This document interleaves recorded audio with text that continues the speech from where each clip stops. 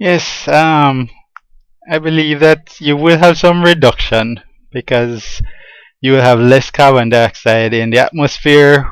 What carbon dioxide causes is that it reduces the ability of the earth to cool at night in particular. And so you have a buildup of the heat, so the next day when the sun comes out, there's more heat and the earth just keeps on getting warmer.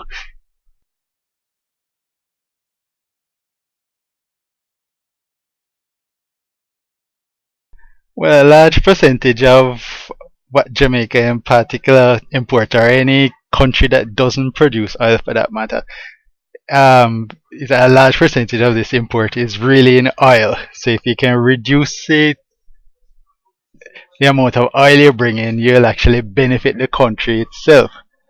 Um, One of the benefits of PV panels or photovoltaic panels is that the daylight installation is relatively cheaper than for installations that use power at night.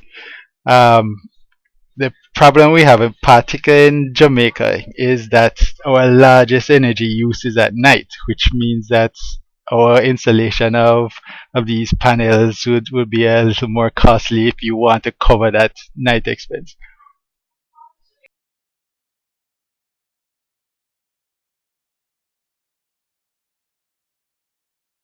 Answer to both environmentally and economically, it is a viable step.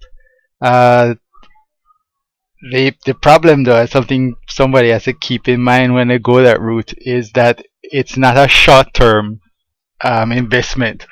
You have to think of it as purchasing 3 or more years of your energy when you buy the installation. So it's not going to be cheap. Just that you will save by not having to pay for that energy over that course of three or more years, or pay for reduced amount of energy over that period.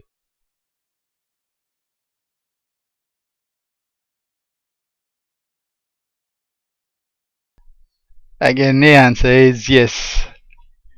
Um, Switching is relatively a simple operation for everyday activities with homes.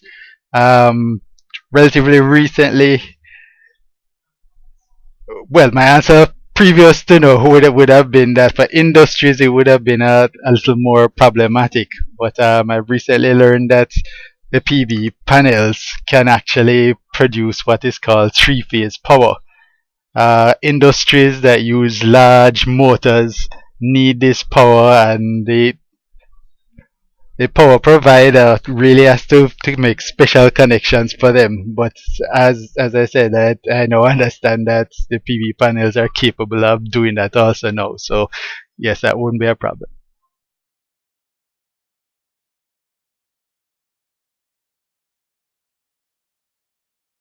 Yes, it does. Unfortunately, the persons who really need to save money on their light bills are, when they hear the cost of the installations, it's a big turn off. But as I said before, you can't look at it as a short-term investment. You look at it as paying that light bill for years, 3 years to or more ahead of when it is due, and really saving over that period. And after that period, you really are going to be pocketing the money. So that's how it needs to be looked at. But to find the money up front is going to be a problem.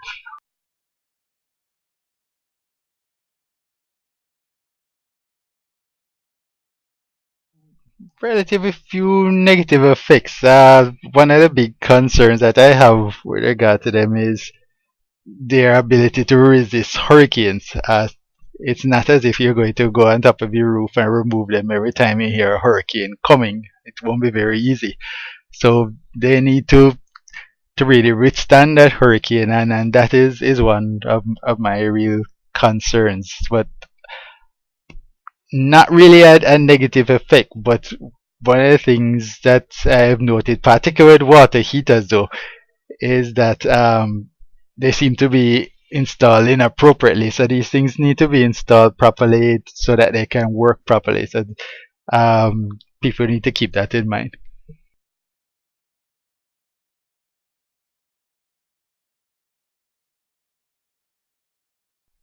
Well, to that question, I don't really believe it's a viable option to have a large scale solar installation.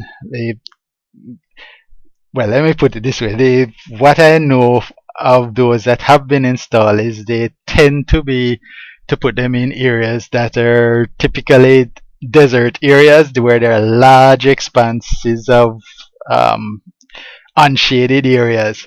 You have if you think of large mirrors on a large site that's focusing sunlight on one area, and that's how they're generally installed in a small country like ours, and I know, but the Caribbean islands, we just really don't have that space to allot to that sort of installation, and so that's why I would say it's not viable.